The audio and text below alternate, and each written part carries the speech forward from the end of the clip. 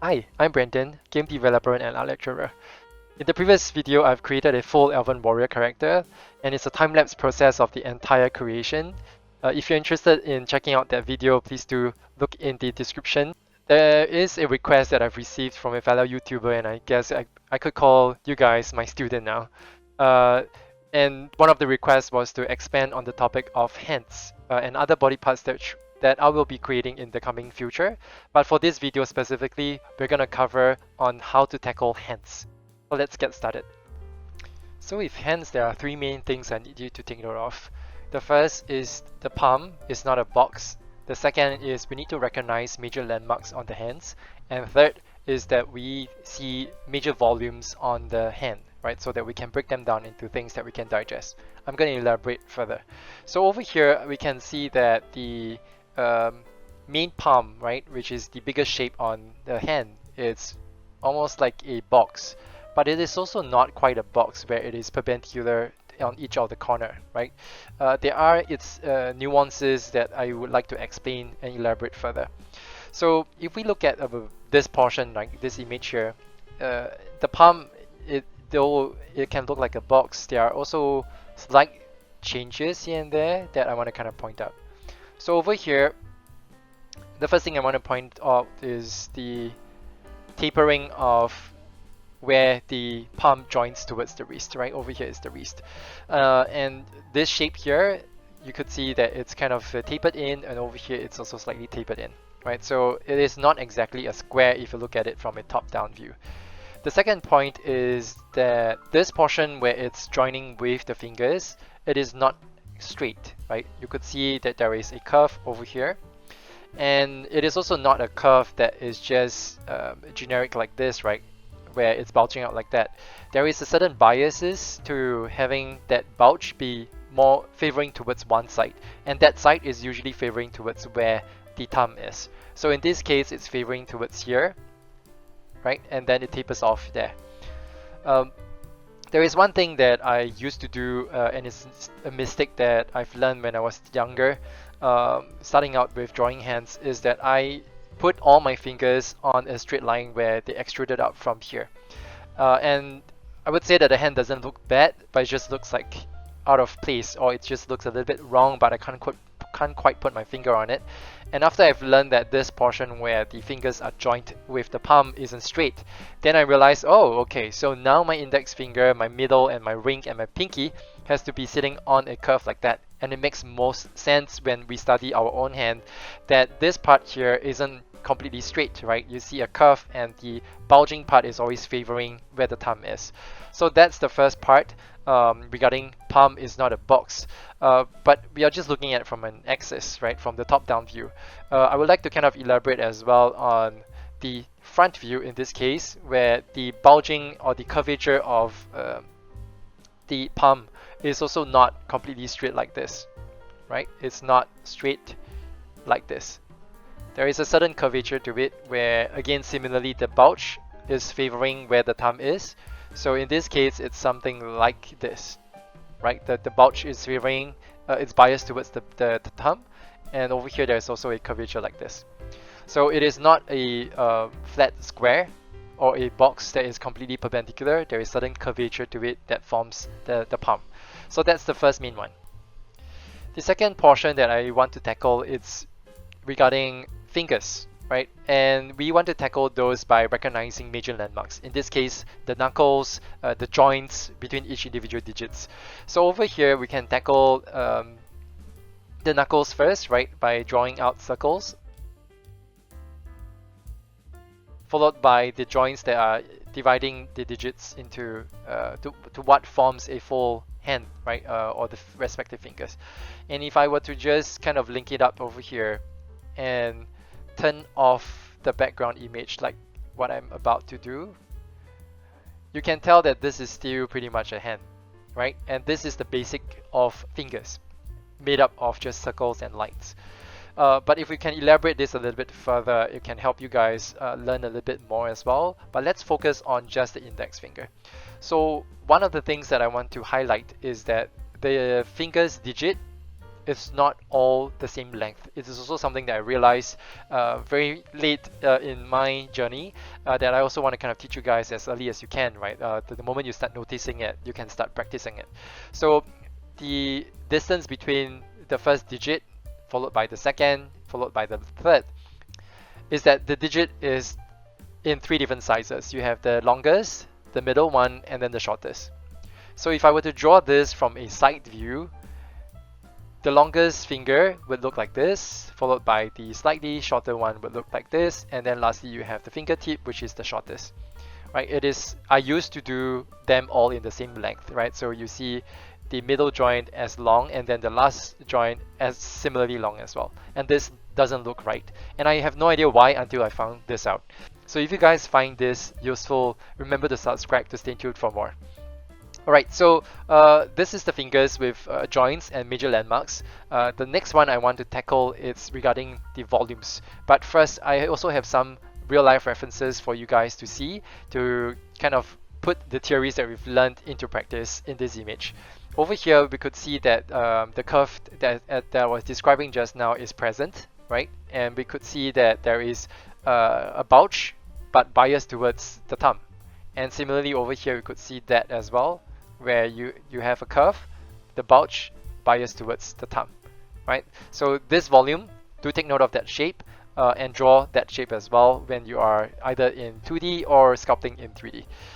The main muscle group, which is the third topic that I want to cover, is that within the palm itself, you can see 3 major shapes.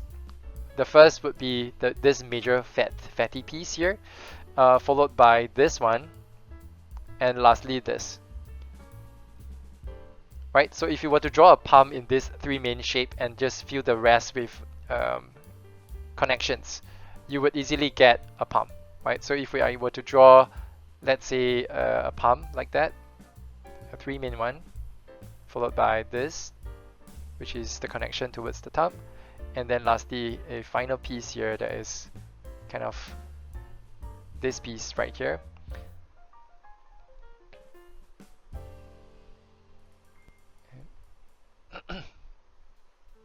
The palm connections comes here at this point, right, where it connects over here. Then you have gotten yourself a palm, right? So it's pretty easy to kind of break this down, and let's do a further practice on this hand specifically, right? Let's break down the palm. As I mentioned, it is not a square with perpendicular lines, right? Not something that is regular like this, right? It's tapered in, so let's taper it in. Erase the extra bits. I think this is a bit extreme. Just be a bit more subtle on this side. Okay, the biases falls within the bulge bias. It's falling closer to where the thumb is, right? So the thumb sticks out from here. So the bulge is biased towards this side. Followed by having the curvature here, right? Over here we have like the 3 main muscle group, like this, which forms the palm, right? And we can erase the extra lines. And over here, that's where my digits, my fingers will have to be extruded from, right? So the first one would be the index finger, and this, remember, is the longest piece. Let's erase this. Followed by the second longest piece. And then lastly, the shortest piece where the fingernail sits, right? Okay, let's move on to the next one, which is the middle finger. And over here we have the longest piece, followed by the second longest, and lastly the shortest where the fingernail sits. Okay, so the ring finger now. And as you can see, I've really kind of extruded based on this curve, right? I didn't have them all in on the straight line, so just do take note of that. Let's draw in the ring finger now. And the second longest piece. Let's erase the noise here so that you guys can see better. And then lastly, you have the smallest piece, which is the fingertip. And the last one would be my pinky. So over here, there's one thing that I wanted to explain. It's called foreshortening. And that basically happens when you have a cylinder that looks like this, when it's upright, and you get this distance. But imagine it kind of tilt down or topple down, and you have it face in the distance like that, right? So over here, you get this foreshortening effect of having the same cylinder, but shorter in distance like this, right? Because it has been kind of going further away into the distance until it becomes smaller. Like if I were to draw another cylinder in the distance, it will look something like this, right? Even smaller. And then another one would be even smaller like this. So you get further and further away. That's called foreshortening. So over here, there's something happening like the tip of the finger for the pinky. That is foreshortening. So over here, we want to kind of depict that as well to make sure we have foreshortening included in the fingertip, right over here. And don't forget about the thumb. It needs to stick out from the largest piece of this muscle, right? And be sticking out like this. So it's gonna come off and then land somewhere around here, right? And similarly for the thumb, it also has to be in 3 different sizes for each individual digit. So don't forget about that too. And lastly, we have the connections towards the palm and then into the wrist, right? So over here, we've basically drawn the hands with the theories that have been applied, right? Can you see this 2 image? And now that we put this in practice in 2D, let's bring this theory into ZBrush for a 3D sculpt. I'll see you there.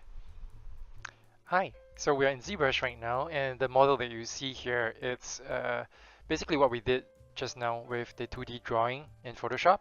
But in this case, it's a depiction in 3D, and we can sculpt this and apply the techniques and theories that we've just learned. If you are interested in having this 3D model, please do drop your interest in the comments section, and I can just send it over to you. It's good for practice, you know, just to kind of see my tutorial, and then on this side, be able to kind of sculpt all those things. And also in this tutorial, I'll be covering 2 different things. One is about Dynamesh, and the other one is this quick panel that I usually would have set up so that I can have, you know, my most used tool at my fingertip. And these 2 tutorials, I do have them as a separate video, and I'll be pasting them in the description as well. So do check those out.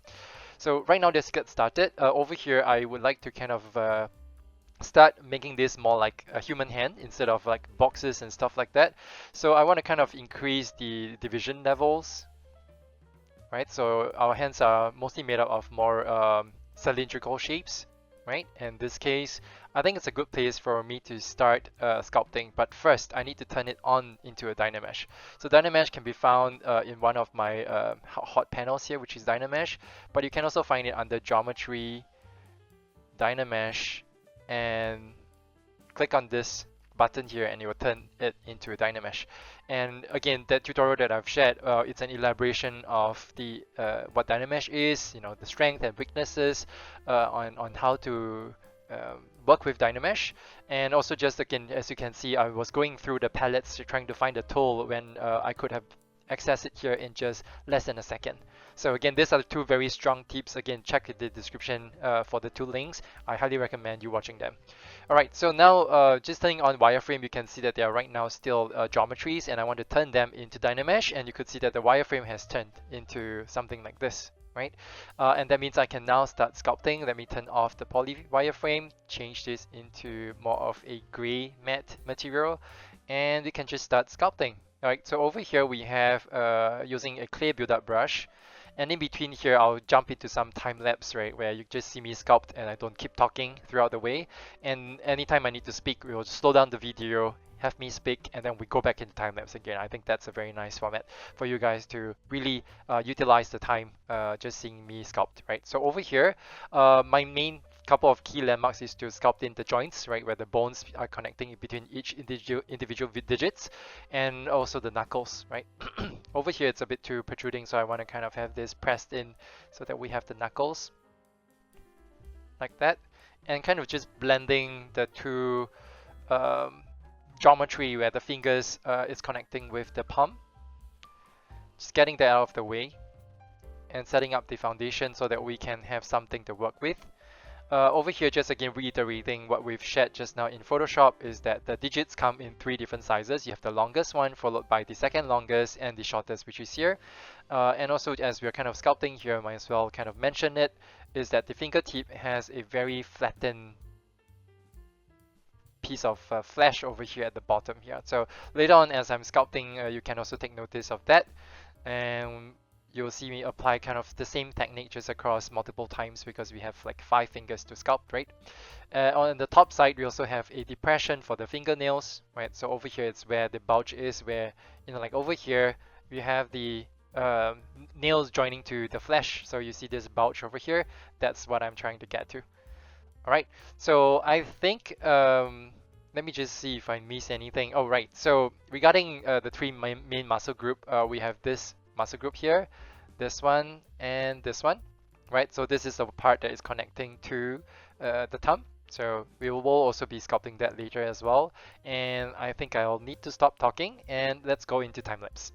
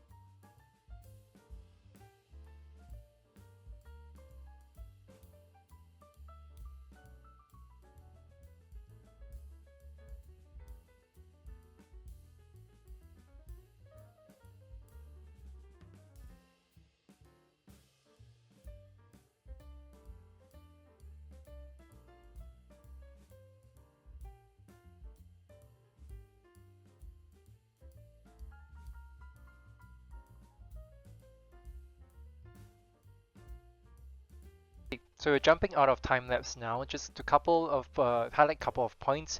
Over here, like as you can see, I've really marked in the major landmarks, which is where the bones and joints are, where it's kind of connecting towards the knuckles and individual digits, right, where the joints around in between the different segments that's being defined right almost right away, as you can see when I jump into the sculpt.